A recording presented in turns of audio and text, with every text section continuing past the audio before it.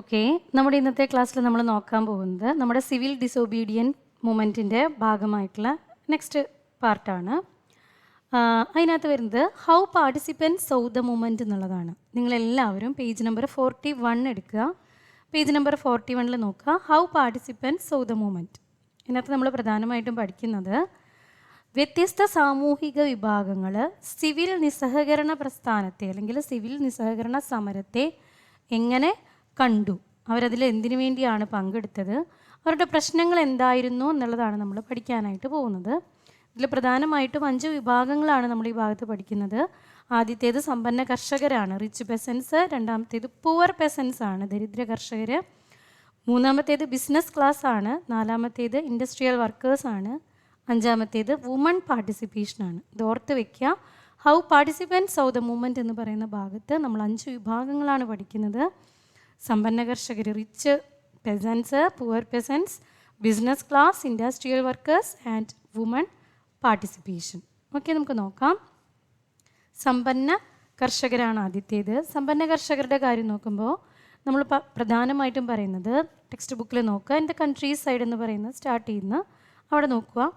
അവിടെ നമ്മളിവിടെ പ്രധാനമായിട്ടും പഠിക്കുന്നത് ഗുജറാത്തിലെ പടീദാർ കർഷകരെ കുറിച്ചും പിന്നെ നമ്മുടെ ജാട്ട് വിഭാഗത്തെക്കുറിച്ചുമാണ്. ഉത്തർപ്രദേശിലുള്ള ജാട്ട് കർഷകരെ കുറിച്ചുമാണ്. ഇവർ വൻതോതിൽ ധാന്യം ഉൽപ്പാദിപ്പിക്കുന്നവരായിരുന്നു. ഗ്രേറ്റ് ഡിപ്രഷൻ്റെ കാലത്ത് കാർഷിക വിലകൾ വളരെയധികം താഴ്ന്നു. നമ്മൾ പറഞ്ഞിരുന്നൊരു സാമ്പത്തിക മാന്ദ്യം ഉണ്ടായിട്ടുണ്ടായിരുന്നു. ആ സമയത്ത് വിളകളുടെയൊക്കെ വില കുറഞ്ഞതുകൊണ്ട് വരുമാനവും കുറഞ്ഞു. പക്ഷേ സർക്കാർ എന്തിന് സമ്മതിച്ചില്ല? സർക്കാർ റവന്യൂ കുറയ്ക്കുകയുണ്ടായില്ല. അതുകൊണ്ട് തന്നെ റവന്യൂ കുറയ്ക്കാത്തത് കൊണ്ട് തന്നെ ഈ വരുമാനം കുറഞ്ഞതിനാൽ നികുതി അടയ്ക്കാനായിട്ട് ഈ കർഷകരുടെ കയ്യിൽ ഉണ്ടായിരുന്നില്ല. അതുകൊണ്ടാണ് ഇവർ സിവിൽ നിസ്സഹകരണ സമരത്തെ ശക്തമായിട്ട് എന്ത് ചെയ്തു? പിന്തുണച്ചു. ഇവരുടെ പ്രധാനപ്പെട്ട ആവശ്യം ടാക്സ് കുറയ്ക്കുക എന്നുള്ളതായിരുന്നു. അവർ തങ്ങളുടെ വിഭാഗത്തിലുള്ള ആളുകളെയൊക്കെ എന്ത് ചെയ്തു? ഇതിനായിട്ട് കൊണ്ടുവന്നു. അവരെ എന്ത് ചെയ്തു? ബഹിഷ്കരണത്തിലേക്കൊക്കെ നിർബന്ധിച്ചു. നമ്മൾ പഠിച്ചിരുന്നു സിവിൽ ഡിസൊബീഡിയൻ മൂവ്മെൻറ്റ് എന്താണെന്ന്. അങ്ങനെ അവർ ബഹിഷ്കരണത്തിന് ബോയ്ക്കോട്ട് കാര്യങ്ങളൊക്കെ പ്രോഗ്രാമുകളൊക്കെ ചെയ്തു. എന്നാൽ 1931 ഗാന്ധിജി സമരം അവസാനിപ്പിച്ചപ്പോൾ പോലും സർക്കാർ നികുതി കുറച്ചിട്ടുണ്ടായിരുന്നില്ല. അതുകൊണ്ട് ഇവർ വളരെ നിരാശരായിരുന്നു. 1932 സമരം വീണ്ടും ആരംഭിച്ചപ്പോൾ ഇവരിൽ പലരും എന്തു ചെയ്തു? പങ്കെടുത്തു. ഓക്കെ, നിങ്ങൾ ഈ പോയിന്റ് നോക്കി പോവുക.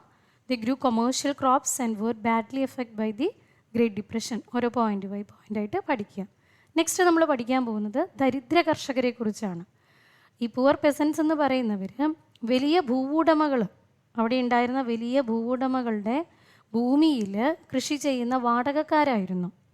അവർ ഭൂവുടമകളിൽ നിന്ന് ഭൂമി വാടകയ്ക്കെടുത്താണ് കൃഷി ചെയ്തിരുന്നത്. ഗ്രേറ്റ് ഡിപ്രഷൻ്റെ സമയത്ത് അവരുടെ വരുമാനം കുറഞ്ഞതുകൊണ്ട് അവർക്ക് ഈ റെൻ്റ് എന്ന് പറയുന്നത് തിരിച്ചടയ്ക്കാനില്ലാതെ പോയി. ഇവരുടെ പ്രധാനപ്പെട്ട ആവശ്യം എന്ന് പറയുന്നത് റെമിഷൻ ഓഫ് റെൻ്റ് ആയിരുന്നു. ദരിദ്ര കർഷകർ പ്രശ്നങ്ങൾ ഉന്നയിക്കാൻ ആഗ്രഹിച്ചു.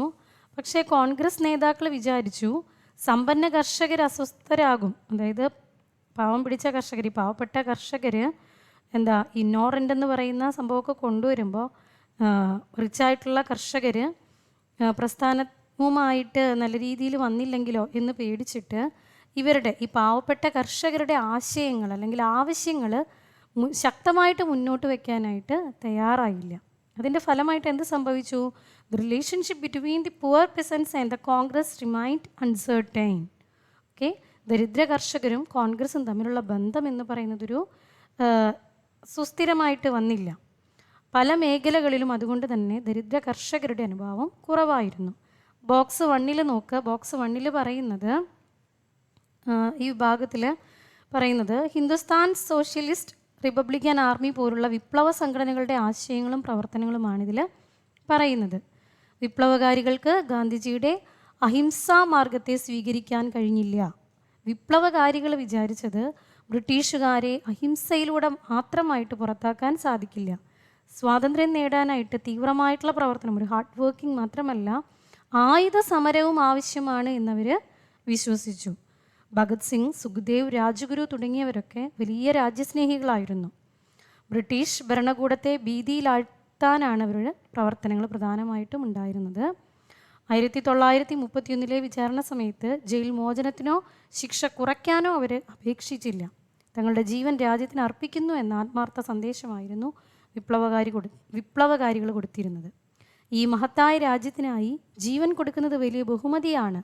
വിപ്ലവത്തിൻ്റെ വരവ് വേഗത്തിൽ നടക്കുമെന്നാണ് അവർ വിശ്വസിച്ചിട്ട് ഉണ്ടായിരുന്നത്. ഓക്കെ, ഇനി നമ്മൾ നോക്കാൻ പോകുന്നത് നെക്സ്റ്റ് പേജിലാണ്. നെക്സ്റ്റ് പേജ് നമ്പർ 42 നമ്മൾ പഠിക്കാൻ പോകുന്നത് ബിസിനസ് ക്ലാസ്സുകളുടെ പങ്കാണ്. ഇതിനകത്ത് ബിസിനസ് ക്ലാസ് വരുന്നുണ്ട്, ഇൻഡസ്ട്രിയൽ വർക്കേഴ്സ് വരുന്നുണ്ട്, വുമൺ പാർട്ടിസിപ്പേഷനുമാണ് പറയുന്നത്. ഇനി ബിസിനസ് ക്ലാസ്സുകളുടെ പങ്ക് നോക്കുമ്പോൾ 1-ാം ലോക മഹായുദ്ധകാലത്ത് വേൾഡ് വാർ ഫസ്റ്റിൻ്റെ സമയത്തുണ്ടായ മാറ്റങ്ങളാണ് നമ്മൾ നോക്കുന്നത്.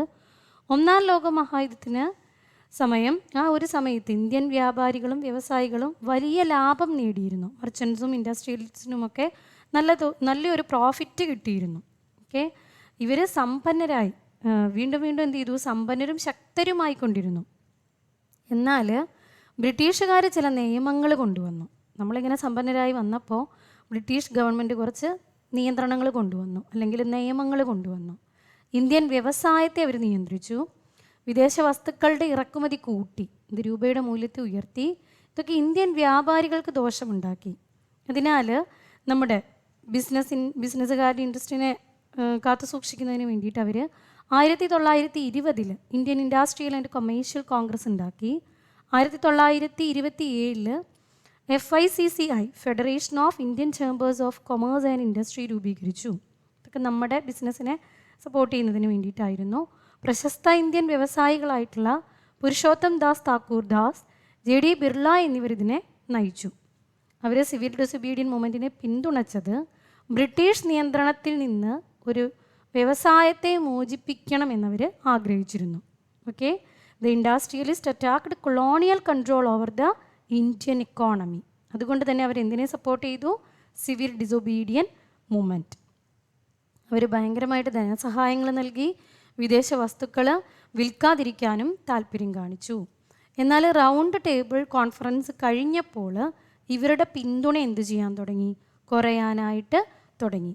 യുവജന കോൺഗ്രസ് നേതാക്കളുടെ സ്വാധീനത്തിലുള്ള സോഷ്യലിസ്റ്റ് ആശയങ്ങളൊക്കെ വ്യവസായികളെ എന്ത് ചെയ്തു? ഭയങ്കരമായിട്ട് ഭയപ്പെടുത്തുകയുണ്ടായി. നെക്സ്റ്റ് നമ്മൾ നോക്കാൻ പോകുന്നത് തൊഴിലാളികളുടെ പങ്കാണ്. Industrial workers. ആക്ച്വലി തൊഴിലാളികളുടെ പങ്ക് ഭയങ്കര കുറവായിരുന്നു. ചില പ്രദേശങ്ങളിൽ ഒഴികെ തൊഴിലാളികൾ വലിയ തോതിലൊന്നും പങ്കെടുത്തിട്ടുണ്ടായിരുന്നില്ല, എസ്പെഷ്യലി നാഗ്പൂർ റീജിയനിൽ. ഓക്കെ, വ്യവസായികൾ പ്രസ്ഥാനത്തെ പിന്തുണച്ചപ്പോൾ കോൺഗ്രസ് തൊഴിലാളികളുടെ ആവശ്യങ്ങൾ ഉൾപ്പെടുത്താനായിട്ട് മടിച്ചു. വർക്കേഴ്സ് എന്താണ് ഡിമാൻഡ് ചെയ്തത്? Low wages, bad working conditions എന്നീ വിഷയത്തിൽ കോൺഗ്രസ് നിഷ്പക്ഷമായിട്ട് നിൽക്കുകയാണ് ഉണ്ടായിരുന്നത്. ഓക്കെ, ഇനി വ്യവസായികളെയും കോൺഗ്രസിനെയും തമ്മിൽ തർക്കത്തിലാക്കാൻ കോൺഗ്രസ് ആഗ്രഹിച്ചില്ല. അതുകൊണ്ട് തന്നെ മിക്ക ഇടങ്ങളിലും തൊഴിലാളികളുടെ പങ്കാളിത്തം എന്ന് പറയുന്നത് കുറവായിരുന്നു. ഓക്കെ, എങ്കിലും ചില തൊഴിലാളികൾ പങ്കാളികളായി. ഓക്കെ, അതിൽ പ്രധാനപ്പെട്ടത് നമ്മൾ പറയുന്നത് റെയിൽവേ വർക്കേഴ്സൊക്കെ ആയിരുന്നു. ഓക്കെ, ഇനി 1930 റെയിൽവേ തൊഴിലാളികളുടെ ഒരു സ്ട്രൈക്ക് ഉണ്ടായിരുന്നു. ദെൻ 30 ഡോക്ക് വർക്കേഴ്സിൻ്റെ ഉണ്ടായിരുന്നു. 32 ഡോക്ക് വർക്കേഴ്സിൻ്റെ സ്ട്രൈക്ക് ഉണ്ടായിരുന്നു. പിന്നെ ഛോട്ട നാഗ്പൂർ ഖനികളിലെ തൊഴിലാളികൾ ഗാന്ധിജിയുടെ ക്യാപ്പ് ഒക്കെ അണിഞ്ഞുകൊണ്ട് എന്ത് ചെയ്തു? എന്ത് ചെയ്തു? ബോയ്ക്കോട്ട് ക്യാമ്പയിനിലൊക്കെ പങ്കെടുത്തു, റാലികളിൽ പങ്കെടുത്തു. ഇനി നമ്മൾ പഠിക്കാൻ പോകുന്നത് റോൾ ഓഫ് വുമൺ ആണ്. ഗാന്ധിജിയുടെ സോൾട്ട് മാർച്ചിനൊപ്പം സ്ത്രീകൾ ആദ്യമായി വലിയ തോതിൽ വീട്ടിൽ നിന്ന് പുറത്തേക്ക് ഇറങ്ങിയിരുന്നു. സ്ത്രീകൾ പണിമുടക്കിലും സമരങ്ങളിലും വിദേശ വസ്തുക്കളുടെ ബഹിഷ്കരണത്തിലും പങ്കെടുത്തു. നഗരത്തിൽ മാത്രമല്ല ഗ്രാമങ്ങളിലും ഉണ്ടായിരുന്നു. ഗ്രാമങ്ങളിൽ നല്ല വ്യത്യാസം ഉണ്ടായിരുന്നു. നഗരങ്ങളിൽ ഉയർന്ന ജാതിയിൽപ്പെട്ട സ്ത്രീകൾ കുടുംബങ്ങളിൽ നിന്നൊക്കെ എന്ത് ചെയ്തു? സ്ത്രീകൾ പങ്കെടുക്കാനായിട്ട് വന്നു. ഉയർന്ന കുടുംബങ്ങളിൽ നിന്നുള്ള. ഗ്രാമങ്ങളിൽ നിന്ന് സമ്പന്ന കർഷക കുടുംബങ്ങളിൽ നിന്ന് സ്ത്രീകൾ ഈ പറയുന്ന സിവിൽ ഡിസൊബീഡിയൻ മൂവ്മെൻറ്റിൽ പങ്കെടുത്തു. എന്നാൽ ഗാന്ധിജിയുടെ നിലപാട് സ്ത്രീകൾ രാജ്യത്തിനായി പ്രവർത്തിക്കുന്നതൊരു ധർമ്മം എന്ന് ഗാന്ധിജി കരുതി. എന്നാൽ വീടും കുടുംബവും നോക്കുക എന്ന പരമ്പരാഗത ധാരണയും അദ്ദേഹം പിന്തുണച്ചിരുന്നു. പിന്നെ സ്ത്രീകളുടെ സ്ഥാനത്തിന് പരിധികളുണ്ടായിരുന്നു. സ്ത്രീകൾ പൊതുസ്ഥലത്ത് പങ്കെടുത്തെങ്കിലും അധികാര സ്ഥാനങ്ങളിൽ സ്ത്രീകളെ വലിയ തോതിൽ ഉൾപ്പെടുത്തിയിരുന്നില്ല. അവർക്കൊരു പ്രതീകാത്മക സാന്നിധ്യം മാത്രമാണ് കൊടുത്തിട്ടുണ്ടായിരുന്നത്. ഇനി ഈ പേജ് നമ്പർ 42 കൊടുത്തിരിക്കുന്നത് 1919 മുതൽ 32 വരെയുള്ള വളരെ ഇമ്പോർട്ടൻ്റ് ആയിട്ടുള്ള കുറച്ച് തീയതികളാണ്. അതായത് 1919 റൗലറ്റ് ആക്ട്, ജാലിയൻ വാലാബാഗ്, 1920 വന്നിട്ട് നോൺ കോർപ്പറേഷൻ മൂവ്മെൻറ്റിൻ്റെ ആരംഭം, 22 ചൗരി ചൗര സംഭവം, 30 ഉപ്പ് സത്യാഗ്രഹം, salt disobedient movement, 31 civil disobedient movement അവസാനിപ്പിക്കുന്നു, 31 രണ്ടാം റൗണ്ട് ടേബിൾ കോൺഫറൻസ് ആണ്, 32 സിവിൽ ഡിസൊബീഡിയൻ മൂവ്മെൻറ്റ് വീണ്ടും ആരംഭിക്കുന്നു. എല്ലാം നിങ്ങൾ ജസ്റ്റ് ഒന്ന് നോക്കിയിട്ട് പോവുക. Okay, thank you.